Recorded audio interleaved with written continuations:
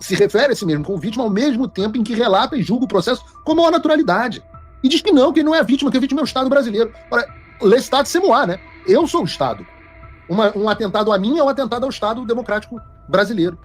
Ora, esse estado de coisas, nem o juiz da Coreia do Norte seria capaz de fazer.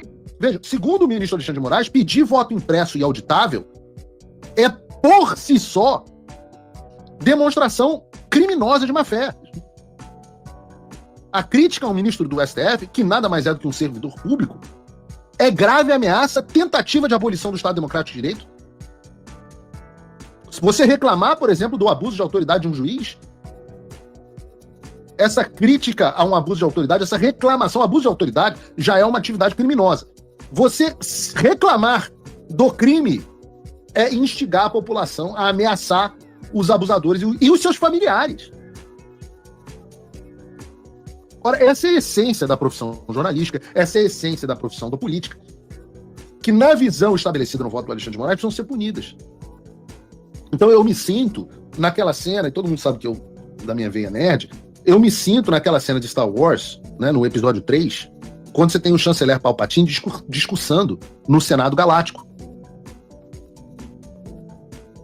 E aí você tem aquela frase, né, da Padme, que fala assim, então é assim que a liberdade morre, sob aplausos retumbantes. Eu digo isso porque o discurso, a estrutura do discurso do imperador Palpatine e do voto do Alexandre de Moraes, eu queria poder botar aqui, mas tem violação de direitos autorais se eu colocar, mas a estrutura é rigorosamente a mesma. Ele acusa, ele, inclusive fala sobre a ameaça à própria vida, ele é a vítima, e fala que por isso terá que consolidar a quantidade de poder que ele consolidou, que é exatamente o que está acontecendo. Então quem acredita nisso como um julgamento, nesse circo, nessa farsa, ninguém acredita. Mas quem propõe a legitimidade dessa farsa, do Alexandre, de novo, como o imperador Palpatine, né, se referindo a si mesmo como a vítima, ao mesmo tempo, ele se refere a si mesmo, ele cita, ele fala na primeira pessoa, não, e as vítimas seriam o ministro, o presidente do TSE, no caso, a minha pessoa. Olha que coisa ridícula. Que acontece na mesma, o sujeito se refere a si mesmo como vítima ao mesmo tempo em que relata e julga o processo com a maior naturalidade. E diz que ele não é a vítima, que a vítima é o Estado brasileiro. Ora, l'État c'est moi, né? Eu sou o Estado. Um atentado a mim é um atentado ao Estado democrático brasileiro. Ora, esse estado de coisas, nem o juiz da Coreia do Norte seria capaz de fazer.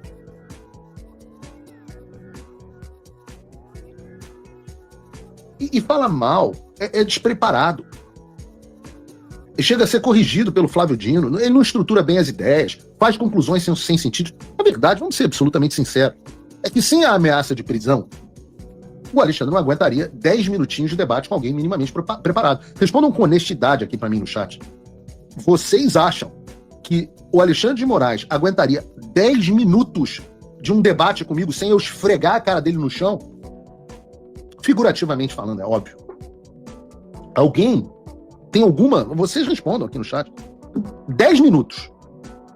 10 minutos. Eu ainda ofereço, olha, tá aqui, ó, $100 mil de doação para instituição de caridade. $100 mil, R$1 milhão de doação para instituição de caridade que ele quiser se topar fazer 10 minutos de debate comigo. São $100 mil por 10 minutos. Eu acho que nem só o Jeff Bezos deve ganhar tanto dinheiro assim. Eu dou $100 mil. A gente faz uma votação no final, não pode ser com urna eletrônica, mas a gente faz uma votação no final e vê o que a população achou. Se a população achar que o Alexandre foi melhor do que eu, depois de 10 minutos, eu dou $100 mil para a instituição de caridade que ele quiser. R$500 mil. Não aguenta. É limitado, é uma farsa. O sujeito é uma farsa. Vejam, se você ouvir o voto que foi proferido, o que o Alexandre conseguiu comprovar? Primeira coisa que está comprovada em toda essa investigação e reiterada no voto do Alexandre. Item número 1, anotem. Indiscutível que a convicção pessoal do presidente Bolsonaro é o de que roubaram a eleição dele. Esse é o item 1. Bolsonaro tem certeza de que a eleição dele foi roubada. Foi roubada ou não foi roubada? Isso é uma outra discussão. Eu acompanho a ideia do presidente, mas isso é uma outra discussão, não é isso que eu estou falando aqui. O que eu estou dizendo é que a convicção pessoal do presidente é de que roubaram a eleição dele. Ele não estava espalhando uma narrativa, ele não estava fazendo isso caso ele perdesse, ele não estava tentando desacreditar o sistema, ele não acreditava no sistema. As mensagens dele comprovam isso de forma indiscutível. O que nos leva ao item 2. Uma vez que entendeu que estava sendo roubado, o presidente Bolsonaro buscou, dentro das 4 linhas, como ele gostava de dizer, qualquer alternativa. E aí a gente vê o deserto intelectual, que era o bolsonarismo, do qual eu sempre falo aqui. Ninguém sabia o que fazer. O presidente Bolsonaro tinha tanta convicção de que mesmo com fraude ele seria eleito, que ele não tinha um plano para o óbvio. Né? A incapacidade do presidente Bolsonaro de planejar estratégias é algo já conhecido aos espectadores do Paulo Figueiredo Show.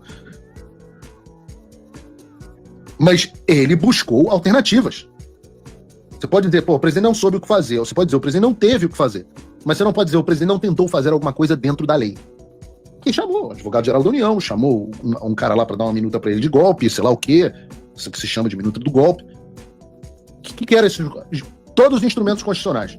GLO, artigo 142, estado de sítio, estado de defesa, tudo dentro da Constituição. O presidente foi lá e ouviu as pessoas. O que é absolutamente legítimo. 1, achei que foi roubado. 2, o que eu posso fazer para reverter esse crime, esse golpe em curso? Como eu posso reverter o golpe dado pelo Alexandre de Moraes? Chamem aqui todos os juristas que vocês puderem. Presidente, só pode dar uma GLO. Presidente, pode ser um 42. Pode ser estado de sítio. Pode ser estado de defesa. Deixa eu ouvir aqui as pessoas militares. Vocês que estão acostumados. O que eu posso fazer isso? Não posso? Vocês concordam? Não concordam? Não concordam. Então não fez. Que nos leva ao item 3. Sem reverter, sem saber como reverter o golpe que sofreu, o presidente Bolsonaro foi embora para os Estados Unidos. E não se comprovou absolutamente nada.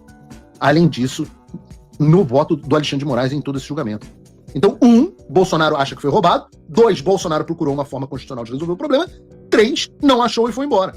Só que tem um problema no julgamento como um todo. Porque é um problema central lógico. A defesa do presidente e de todos os demais réus se recusaram a assumir publicamente, de forma contundente, o item 1 dessa estrutura lógica, que foi que o presidente acha que foi roubado. Você não vai achar em nenhum discurso, em nenhuma alegação, em nenhum documento, alguém dizendo, não, nós achamos que a eleição foi roubada. E não é porque o presidente não acredita, porque eu garanto a vocês, é nisso que o presidente acredita. Mas porque os advogados dele e dos demais réus tiveram medo de fazê-lo. Medo. Tiveram medo de dizer. Medo de dizer, olha, nós achamos que as eleições foram fraudadas, por isso, tá aqui todos os documentos apresentados. Esse foi o teor do relatório das Forças Armadas que o Alexandre cita hoje e que nenhuma defesa teve a coragem de abrir e dizer que o relatório diz que o sistema eleitoral tem uma série de vulnerabilidades. Ninguém teve a coragem de explicar por que o hacker que ficou no sistema do TSE representava um perigo. Ninguém, que o Alexandre explorou hoje no voto, porque justamente ninguém explicou por que aquilo seria um perigo. Ninguém explicou todos os problemas do argentino, expostos pelo argentino, mas nunca respondidos pelo TSE.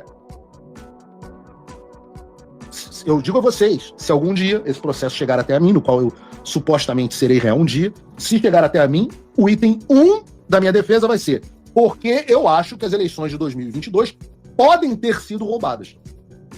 Esse é o item 1. Sem este item, o item 2 não faz sentido. O item 2 passa a parecer criminoso. Entende qual é o problema lógico? Se você não assume a premissa, toda a cadeia de raciocínio se torna absolutamente inconclusiva e pode aparentar crime. Porque, ora, peraí, se o presidente Bolsonaro acha que sofreu um golpe, é normal que ele busque alternativas. Mas se ele não acha que sofreu um golpe, o que ele estava fazendo procurando minuta? Simplesmente buscando uma forma de ficar no poder. E aí o item 3 dele ter ido embora se torna absolutamente nulo, né? Atualmente nulo, atualmente inconsistente, totalmente inconsistente.